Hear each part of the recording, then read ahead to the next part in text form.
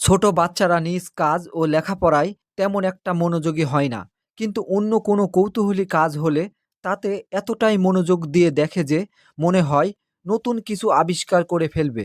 নতুন নতুন কাজ বাচ্চাদের মনে কৌতূহল তৈরি করে, যার ফলে তারা এসব কাজে খুবই মনোযোগী হয়ে থাকে। ছোটবেলায় কোনো কাঠমিস্ত্রির কাজ বা কোনো মেকারের যন্ত্রপাতি বা ইলেকট্রনিক মেরামত করা দেখলে অনেকক্ষণ কৌতূহলী মনে দাঁড়িয়ে থাকতাম সেসব কাজ দেখার জন্য।